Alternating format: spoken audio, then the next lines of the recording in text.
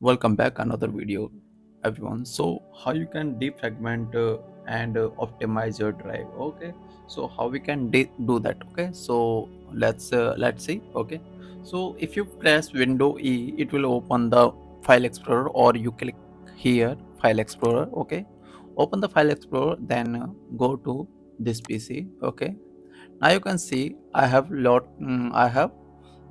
drives here: C drive, E drive, and F drive. Okay, suppose that I want to defragment this drive, E drive. Okay, virtual drive. Okay, so right click on the virtual drive and go to property, and now you can see in the properties option I have lots of options here. Okay, security option, customize option, okay, hardware option, tools options. Now we have to come the tools option. Okay, now you can see the tools option here, and here you can see optimize and defragment drive. Optimize and defragment drive is used for it make your hard drive or your drive uh, more faster than before, and also it analyze and analyze for bad sector and other things. Okay, so click on optimize. Now you can see there are lots of things.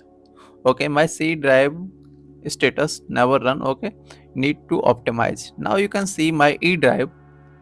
Okay,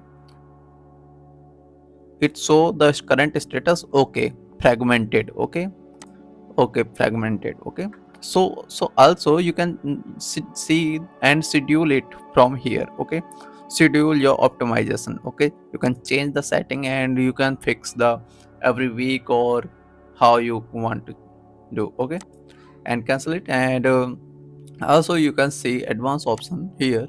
When I check the advanced option, you can see there are other options here. Okay, so uncheck the advanced options, just select the drive and optimize. You can optimize the drive. Okay, from here, just like now I'm optimizing my drive here. Okay, so it's defragmented. Okay, it's going to be defragmented. Okay, so that's it for today, and I'll see you in the next video.